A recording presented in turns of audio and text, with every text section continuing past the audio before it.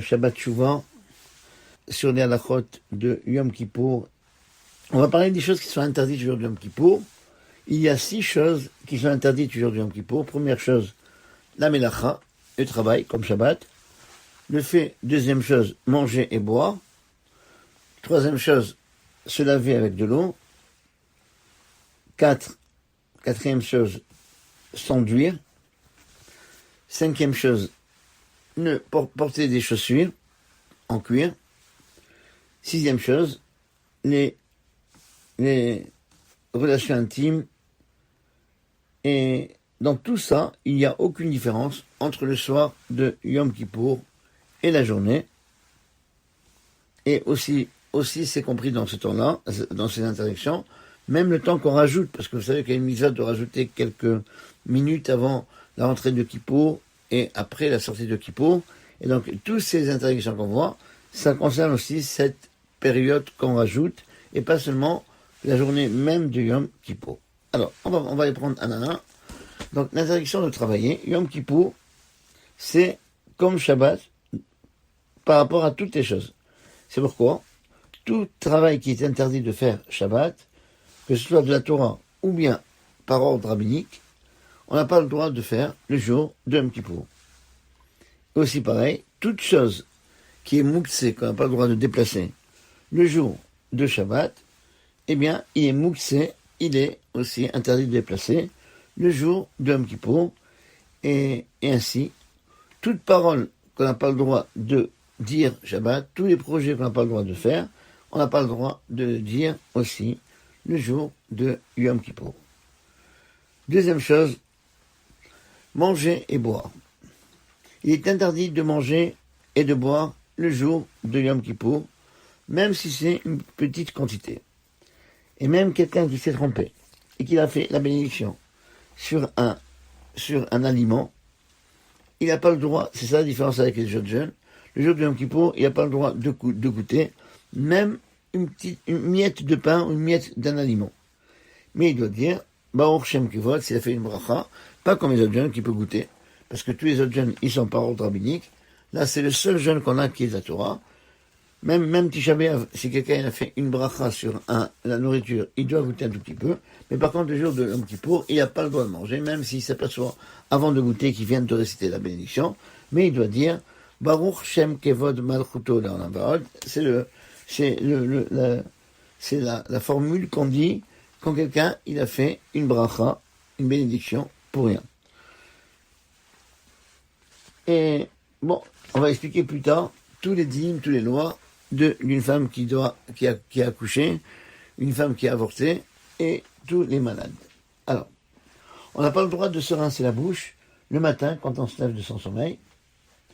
On a le droit, par contre, d'avaler la salive qui se trouve dans la bouche et on ne doit pas être rigoriste dans cela. Mais celui qui a senti un aliment le jour du Yom Kippour et que il a la salive dans la bouche de cet aliment-là, eh bien, il doit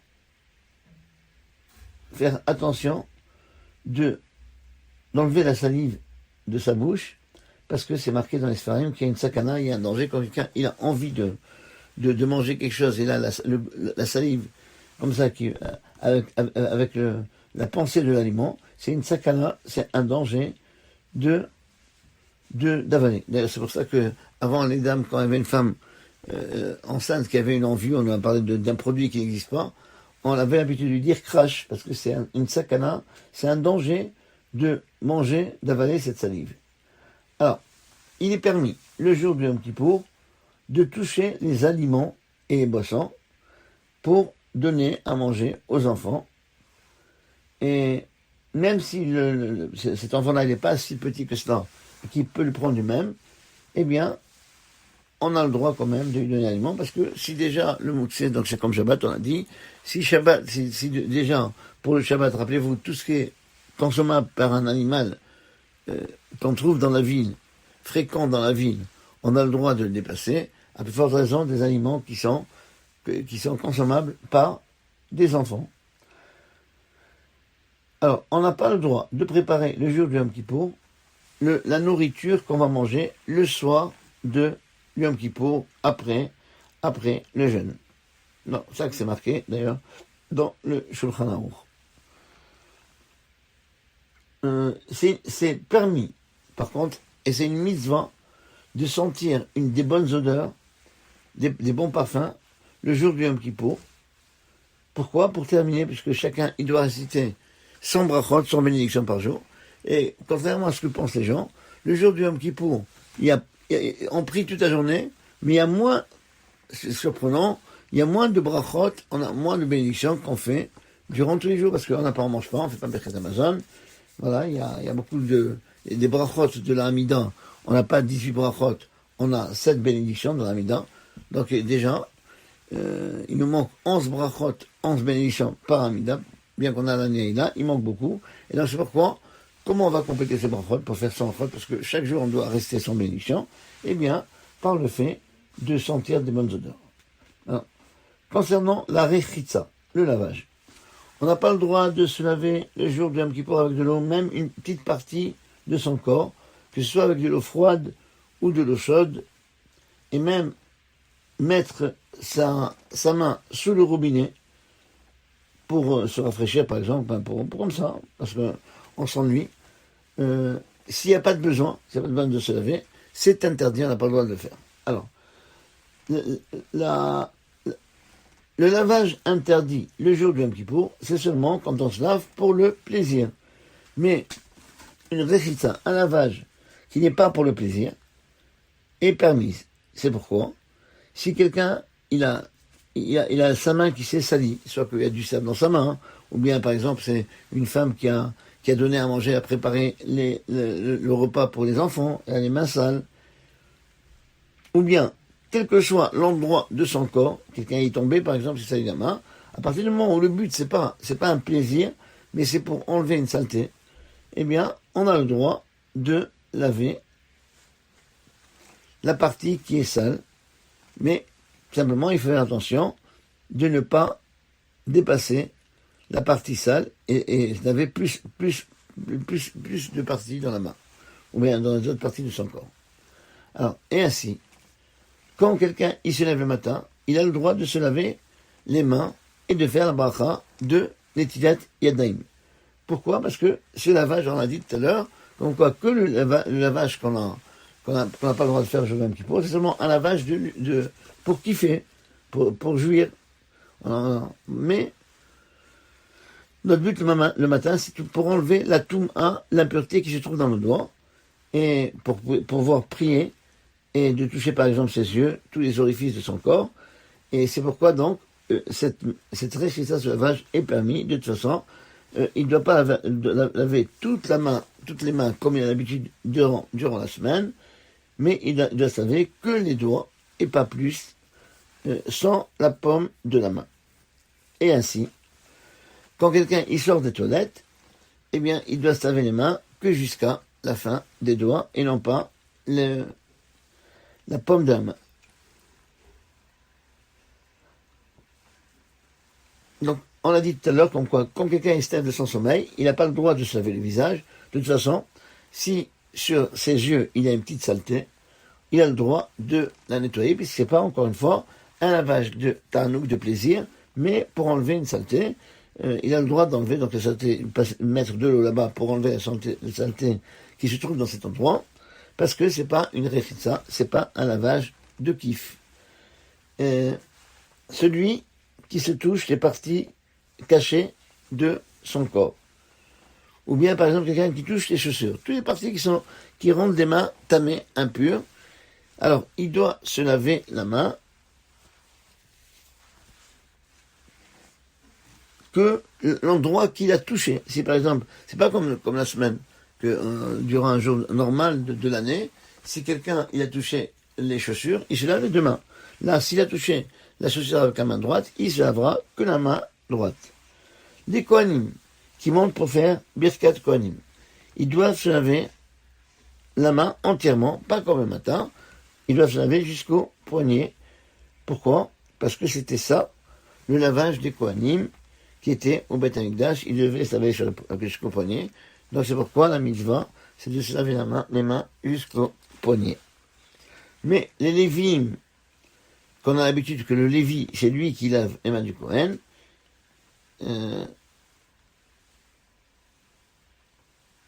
eux, par contre, ils doivent se laver les mains que les doigts, comme on fait le matin, et pas plus, parce qu'eux, ils n'ont pas une mitzvah de se laver. C'est pour laver les Kohanim qui se lavent les mains, mais ils n'ont le droit de se laver que les doigts. Un malade qui doit manger le jour de Yom Kippour, parce que il est en danger.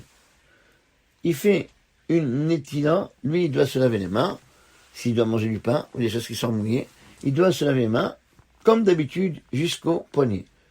Donc rappelez-vous, pour la netila du matin, quand on se lève, c'est jusqu'au doigt. Quand on sort des toilettes, c'est jusqu'au doigt. On a vu par contre que les kohanim, et pour le repas, on doit se laver toute la main jusqu'au poignet.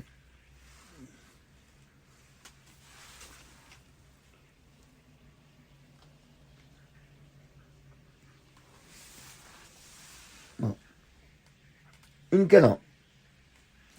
Une mariée, tous les 30 jours, depuis le début de son mariage, elle a le droit de se laver le visage pour qu'elle soit toujours présentable et belle pour son mari, parce que c'est cette période-là où le mari il apprécie beaucoup sa femme et qu'on espère bien qu'il garde cette belle appréciation toute sa vie. Donc c'est pourquoi on lui permet de se laver le visage tous les premiers 30 jours à partir du mariage. Alors aujourd'hui, la coutume c'est pas de laver les bébés le jour du Yom Kippour. Si par contre le bébé il s'est sali, comme les adultes, si elle sali par exemple avec de la boue ou de la terre, ou bien avec des excréments par exemple, on a le droit de il est permis pour un adulte de le laver comme on a besoin, ça veut dire si toutes les parties sales de son corps, on a le droit de les rafraîchir, de les laver, il n'y a pas d'interdiction. Maintenant, l'interdiction de s'enduire. Il est interdit de s'enduire même une infime partie de son corps, et même si sa kavana, son intention, c'est pas pour le plaisir, mais simplement pour enlever là une saleté, c'est interdit. Et c'est pourquoi on n'a pas le droit d'utiliser le jour du Yom Kippour des crèmes pour la main, des parfums, des shampoings et du savon, parce que ça s'appelle enduire. Par contre, s'il a un produit à mettre sur la main, et ça, il le fait dans le but, pas pour le plaisir, pour la réfoua, pour la guérison. Même si c'est un malade qui n'est pas en sakana, qui n'est pas en danger, il a le droit de le faire parce que le but encore une fois, de s'enduire, c'est pas ici pour le plaisir, simplement pour guérir. Donc il n'y a pas d'interdiction. Porter des chaussures en cuir. Il est interdit de porter des chaussures ou des sandales en cuir, mais il doit porter des chaussures en tissu, ou bien en gommi, en plastique, ou en élastomère. Et il faut que le rav de la synagogue, il avertit les gens sur cette chose-là, le jour du Yom Kippour, parce qu'il y a beaucoup de gens qui ne font pas attention et qui ne savent pas la gravité de l'interdiction. Il y a des endroits d'ailleurs que les gabaïm, les administrateurs de la synagogue, ils préparent à la synagogue des chaussures en tissu, en toile, à la synagogue, et quand quelqu'un veut monter au Seder Torah à la synagogue, il n'a que ces chaussures-là, eh bien, il met les chaussures qu'on lui propose, il y a tous les tailles, enfin pas demander à quelqu'un de plier son pied, mais il y a tous les tailles de chaussures, et chacun, donc, celui qui doit monter au Seder Torah, il enlève ses chaussures, et il met en tous les cas, ça c'est dans le cas où ils arrivent comme ça, mais de toute façon, il n'a pas le droit de rester avec des chaussures comme ça. Le jour de Yom Kippour, on n'a pas le droit de porter du cuir le jour de Yom Kippour. Alors, des chaussures qui sont faites en matière synthétique, même si on a l'impression que c'est des chaussures normales, d'après le din, on a le droit de les porter le jour de Yom Kippour, et on ne craint pas le maritime, le camp dira-t-on, mais de toute façon, c'est bien de s'empêcher de les porter. Un malade, même s'il n'est pas en danger. Et aussi pareil, une femme qui vient d'accoucher et qui se trouve dans les 30 jours, jusqu'à les 30 jours de l'accouchement, ils ont le droit de porter des chaussures en cuir le jour du Yom Kippour. De toute façon, de nos jours, qu'il y a des chaussures en élastomère ou en plastique ou bien en différents matériaux qui sont confortables, et il vaut mieux de s'empêcher de porter ces chaussures, puisque on a d'autres chaussures qui sont en cuir qui sont confortables. À l'époque, c'était que le cuir qui était confortable. Le jour du Yom Kippour, les relations intimes. Donc, le jour du Yom Kippour, il est interdit d'avoir des relations intimes, et il n'a même pas le droit de toucher sa femme, comme s'il était nida. Et aussi pareil, il n'a pas le droit de dormir avec sa femme sur le même lit, et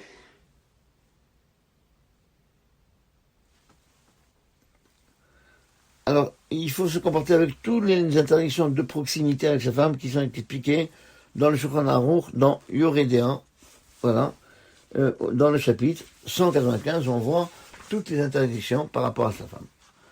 Voilà. Maintenant, autre chose, qui est chayav, qui est obligé, et qui est patour, et qu'est-ce qui est dispensé de jeûner le jour de Yom Kippour.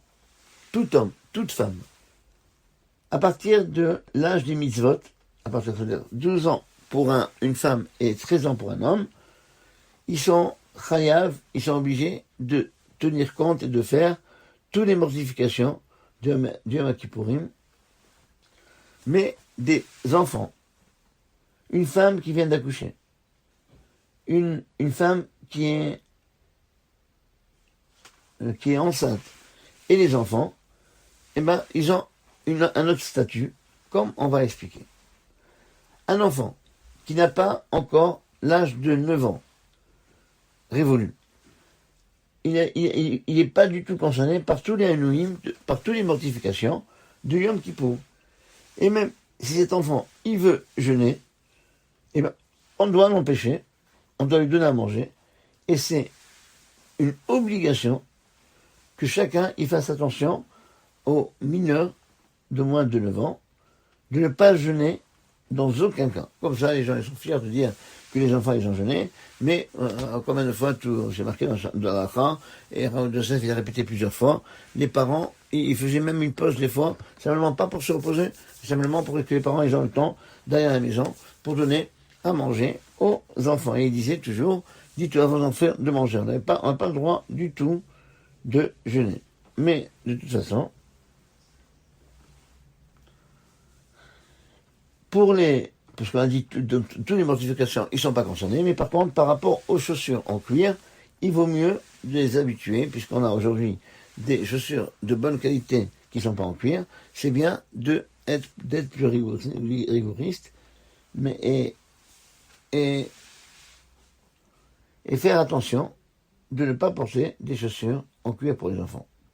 Maintenant, un mineur qui a 9 ans révolus, et il a commencé la 10e année, c'est marqué clairement, donc vous voyez, c'est 9 ans révolus, donc à partir de la 10e année, il a l'obligation,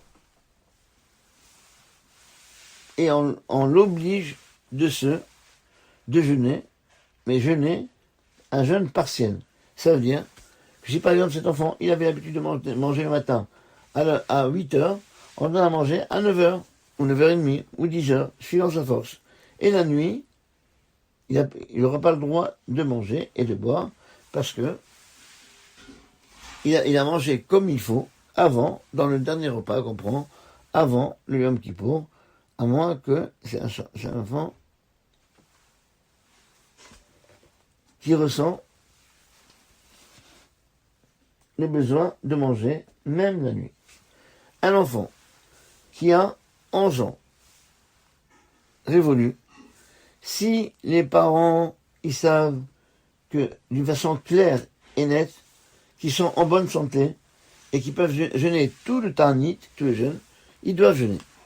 Et sinon, ils n'ont pas le droit de jeûner, mais ils jeûneront jusqu'à la moitié de la journée. Aujourd'hui, les jours d'aujourd'hui, la moitié de la journée, donc c'est en France 13h40. Tous les horaires que je donne, c'est les horaires par rapport en France.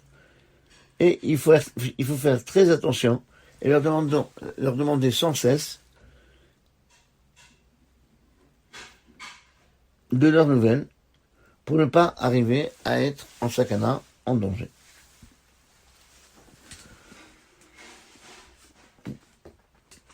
Un enfant qui a atteint l'âge de 13 ans et une journée, et une fille qui a atteint l'âge de 12 ans et un jour,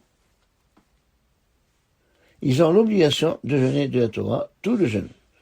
Mais de toute façon, s'ils sont faibles, on doit demander conseil avec le roufé, avec le médecin, s'ils peuvent jeûner ou non. Une femme qui est enceinte a le devoir de jeûner. Et de toute façon, si d'après les médecins, il y a une sakana, il y a un danger, si elle jeûne, alors elle est dispensée de jeûner, et même si la sakana, le danger, c'est pas pour elle, c'est pour le fœtus, elle est dispensée de jeûner. On va parler de la yoledet, une femme qui a accouché, concernant le ta'anit, le jeûne. Les halachot pour elle, ils sont comme cela. Depuis qu'il a eu les douleurs, jusqu'à le 3e jour de la naissance, elle ne jeûne pas. Et même si elle dit « je suis en bonne santé et que je peux jeûner », elle ne jeûnera pas. À partir de 3 jours et 7 jours. Si elle a dit « j'ai besoin de manger », ou bien elle s'est tue, on pose la question « est-ce que tu penses que tu as besoin de manger ?» Elle ne répond pas. Eh bien, on lui donne à manger. Mais si elle dit « je n'ai pas besoin », on ne lui donne pas à manger. À partir de 7 jours et plus, son statut, c'est comme un statut d'un homme ou d'une femme en bonne santé, à moins que les médecins ils disent de jeûner. Donc, vous avez bien retenu, pour une femme qui vient d'accoucher, dès qu'elle est, ce qu'on appelle, est dispensée de jeûner, à partir du moment où il a la douleur, jusqu'à 3 jours de la naissance, elle ne jeûne pas. Voilà. Et aussi, pareil, même s'il dit je peux jeûner, et à partir de 3 jours et au-delà, ils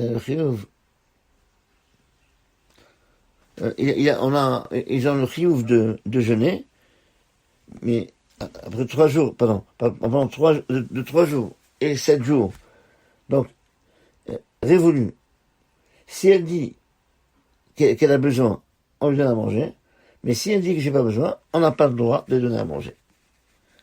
À partir de 7 jours encore, elle a le même statut qu'une personne en pleine santé, à moins que les médecins ils disent qu'elle doit manger. Et tous ces jours-là, alors toujours, comme on dit 3 jours, 7 jours et tout ça, tous ces jours, on compte vraiment, chaque journée, c'est une journée de 24 heures. Et c'est pas comme par exemple, pour les Sheva Brachot, si on s'est marié 10 minutes avant la shkia, ou même 2 minutes avant la shkia, avant le coucher du soleil, ça compte une journée. Pareil pour le deuil, si quelqu'un il a enterré son iftar, quelqu'un qui est décédé juste avant le coucher du soleil, c'est considéré une journée. Là, quand on parle de jours, quand on dit 3 jours, 7 jours, etc., eh bien, c'est vraiment 3 jours, 3 fois 24 heures. Si on dit 7 jours, c'est 7 fois 24 heures. C'est-à-dire, si par exemple, elle a accouché le 7 Tishri à 10 heures du matin, elle a le droit de manger le jour de Yom Kippour, qui est le 10 Tishri, que jusqu'à 10 heures du matin. Et après, donc, elle a le statut qu'elle rentre dans les 7 jours. Et c'est pareil pour les 7 jours. Quand on dit 7 jours, c'est 7 fois 24 heures. Tant qu'on ne va pas terminer 7 fois 24 heures, eh bien, elle a le droit de manger si elle a besoin, mais, encore une fois, c'est toujours des heures entières. Celle qui a avorté son fœtus, après avoir dépassé les 40 jours de sa grossesse, alors, elle a le même dit, une femme qui a avorté, elle a le même statut qu'une femme qui a accouché, et on va expliquer leur statut après. Non, pardon. C'est comme ce qu'on a expliqué plus haut. Ça veut dire, il y a 3 jours, il y a 7 jours, et voilà, et si les médecins disent qu'elle doit manger, elle doit manger normalement. Alors, une femme qui est allait, elle a l'obligation de jeûner. Mais de toute façon, si l'enfant est malade, et qu'il y a un recherche, il y a un risque, que si elle jeûne, ça peut lui faire une sakana de danger, alors elle ne jeûnera pas, elle boira moins du fiot, moins de la mesure, et tout ça, elle doit le faire après, avec le conseil du médecin. Un malade qui a eu l'ordre des médecins de ne pas jeûner, parce que ça va le mettre en danger. Et même si le malade il dit je peux jeûner, il n'a pas le droit de jeûner, il n'a pas le droit d'être mahmir de jeûner, et c'est pas considéré comme midat chassidout, c'est comme un chassid, pas du tout, au contraire. Et si les médecins ils lui disent que tu dois jeûner, que tu ne peux pas jeûner, il n'y a pas le droit de jeûner. Alors ceux qui souffrent des maladies internes, comme par exemple le diabète, un problème de tension, le cœur, les reins, et aussi celui qui est malade des yeux, ou bien celui qui a un membre de son corps en danger.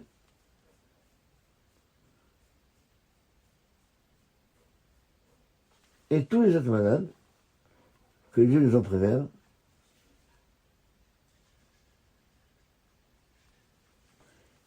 ils ont l'obligation de se demander conseil avant le Yom Kippour avec un rofé et un rave, s'ils ont le devoir de jeûner.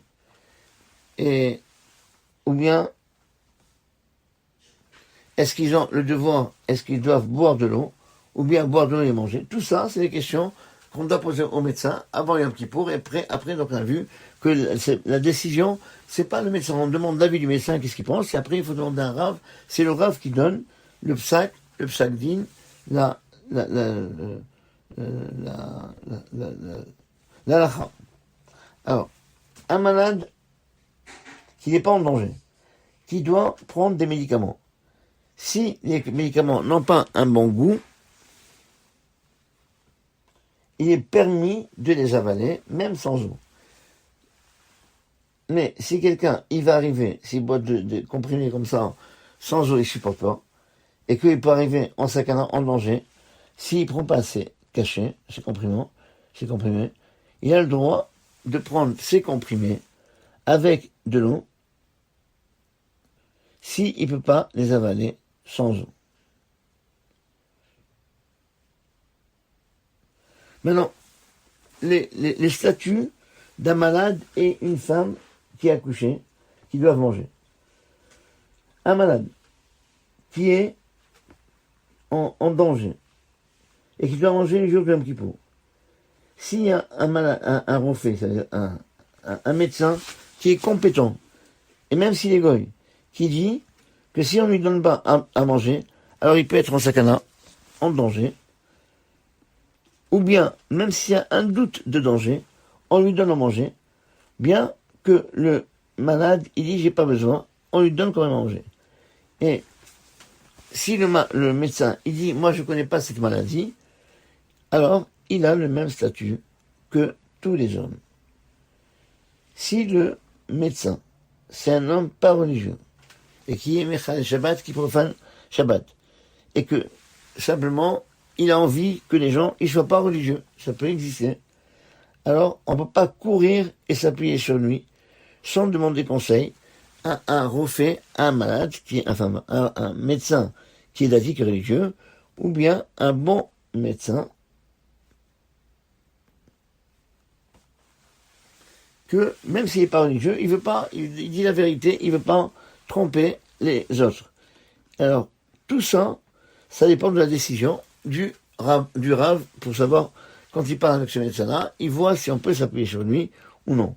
Et c'est pourquoi il faut toujours demander conseil avec le médecin, mais le din, comme j'ai dit tout à l'heure, le statut, la lacha, on le fixe suivant les décisions du chacham. Mais ils doivent poser la question, de toute façon, au médecin,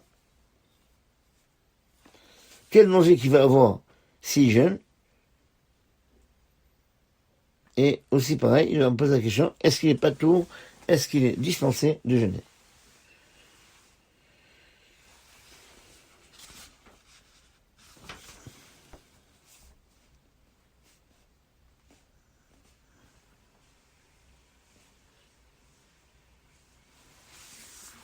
Une femme enceinte qui a senti de la nourriture le jour de Yom Kippour, elle a envie de cette nourriture. Et donc ça veut dire, c'est qu'il a envie, c'est que si elle ne prend pas, et dans ce cas-là, il est en danger. Alors il faut lui dire, il faut lui murmurer à l'oreille, qu'est-ce que tu veux manger? C'est un petit pot aujourd'hui. Si elle s'est calmée, c'est bien. Mais si elle dit, j'ai envie, je dois manger, si par exemple, on voit que son visage a changé de couleur, quand elle a senti, et on lui dit rien, mais on lui donne à manger tout de suite. Alors, on a dit tout à l'heure, on va parler maintenant du shiur. C'est important de savoir comment on fait pour les malades, comment ils puissent manger le jour du Yom Kippour.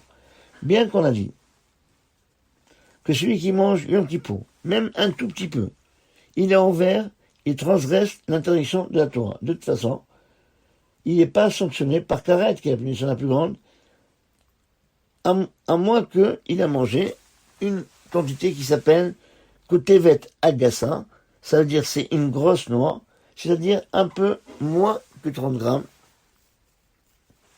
dans un temps de Achilat Pras. C'est quoi Achilat Pras, ce temps-là? C'est certains ils disent 7 minutes et d'autres ils disent 9 minutes. Alors, ceux qui sont Pturim, qui sont dispensés de jeûner, il faut manger en attendant, voilà. C'est-à-dire, on doit manger moins que le chiot, c'est-à-dire, ils mangent 30 grammes. À la fin, ils attendent 9 minutes. Et à ce moment-là, ils remangent 30 grammes. Et ainsi de suite. Et là, à ce moment-là, les ma'achalot, le fait que d'attendre 9 minutes entre les deux, ça fait en sorte qu'on ne va pas associer toutes les nourritures qu'il a pris le jour de Yom Kippour. Alors, la mesure de shtiyan, c'est combien pour boire? Donc on dit, rappelez-vous, pour le manger, il faut préparer des paquets de 29 grammes et attendre 9 minutes, après prendre un deuxième paquet. Maintenant, pour la boisson, le jour de Yom Kippour, c'est ce qu'on appelle la mesure de Kimulungmav, de se remplir une joue. Et donc ce shiur-là, cette mesure-là, elle change suivant les hommes. Je pense à un homme qui est baraqué, ou bien un homme qui est chétif. Celui qui a une grande bouche, c'est un shiur plus grand, puisqu'il doit gonfler une partie de sa bouche. Et celui qui a une petite bouche, le shiur, la mesure qu'il a, elle est katane, elle est petite. Mais alors, si c'est un homme moyen, la mesure c'est 41 centilitres. Pardon. Oui, non, pardon. 4,1 centilitres. Et c'est pour ça que le chroné, un malade, qui est en sakana, Yom Kippour, si on lui donne à boire, il faut lui donner donc moins que 40 grammes ou 4 centilitres. Exactement, c'est 4,4 centilitres. Et il reste 5 minutes. Et après, encore une fois, il reprend jusqu'au moment, tant qu'il a besoin. Et après, jusqu'au moment où il prend tout ce qu'il a besoin. Et si, par exemple, le malade, il ressent une grande soif, il a le droit de boire avec une grande cuillère, une après l'autre. Et même si c'est un grand verre, à condition de ne pas boire le rendre réveil, c'est-à-dire 4,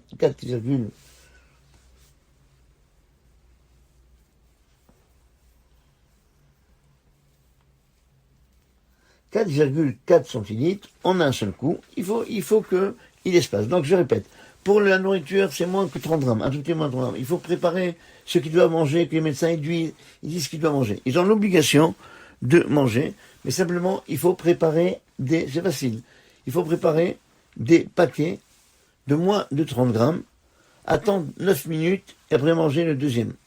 Ou certains ils disent 11 minutes. C'est mieux d'attendre 11 minutes parce que, comme certains disent que la mesure c'est 11 minutes, donc c'est pourquoi, au moins, on n'est pas, si on mange comme ça, on n'est pas sanctionné par la punition la plus grande qui est carette. Ça, c'est pour l'alimentation. Rappelez-vous, 30 grammes, 11 minutes, on va dire. Il attend 11 minutes, après on prend le deuxième. Jusqu'au moment où on mange, on a besoin. Pour la boisson, alors, la boisson, c'est 4,4 centilitres, attendre 5 minutes et prendre la deuxième. Alors certains ils disent que pour la boisson, à partir du moment où on ne boit pas d'un seul coup, c'est pas tout, c'est moutard. Alors on s'appuie sur cela, sur cette décision, quand on a vraiment besoin. Mais en tous les cas, si le malade il a besoin de boire plus, il peut boire avec une grande cuillère, une derrière l'autre, à condition de ne pas boire un rov réveillé, plus de 4,4 centilitres, en un seul coup. Mais si, encore une fois, si le médecin qui connaît, il fixe qu'il doit boire tout de suite, sans attendre, rov réveillé, la majorité d'un réveillé ou plus, et que si il fait pas comme ça, il peut arriver à être en danger, alors on doit lui donner à boire, suivant les paroles du médecin.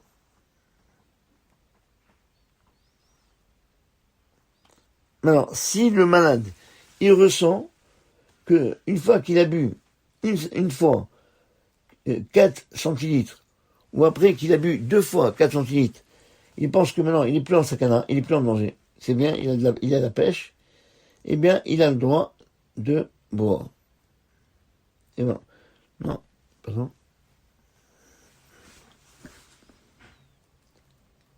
Ou bien, non, pardon. Si il a bu, le médecin, le malade, il a ressenti que quand il a bu 4 centilitres, ça y est, il a plus besoin de boire, alors il doit s'arrêter. Aussi pareil, si le médecin, il fixe qu'il n'a pas besoin de boire, plus, alors il n'a pas le droit de boire encore plus le jour de Yom Kippour. Alors, comme on a dit, celui qui doit manger, il doit manger 29 grammes. Donc ça veut dire il mange un kazaït. Donc c'est pourquoi un malade qui doit manger le jour du Yom Kippour, il doit se laver les mains, mais comme il ne mange pas 56 grammes dans 11 minutes, ça attend 11 minutes, donc il fait une étila, mais sans bracha. Il fait la bracha de motzi avant de manger.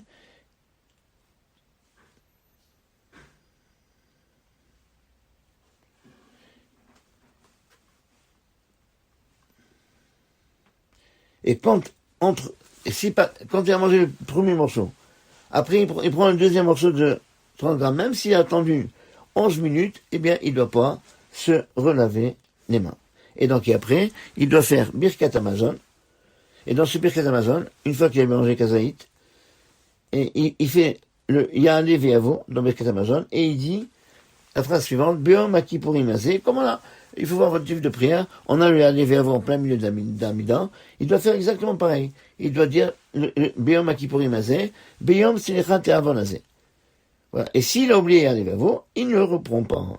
Et si Yom Kippour il tombe Shabbat, il doit dire Retse, comme le Shabbat, et il dit aussi Ya'aleh Ve'avo. Et s'il a oublié, c'est pas comme on dit tous les Shabbat, il ne recommence pas. Voilà. Et pareil, une question se pose, est-ce que le malade qui doit manger, il doit faire le kiddush le jour du Yom Kippour? Non, il n'y a pas de kiddush, puisque les Khamim n'ont pas institué de kiddush. Voilà, ça c'est pour la halachot de Yom Kippour. Il reste un peu, mais bon, ça, d'ailleurs, ça suffit pour cette année. On aura, le trou de parler de ça l'année prochaine.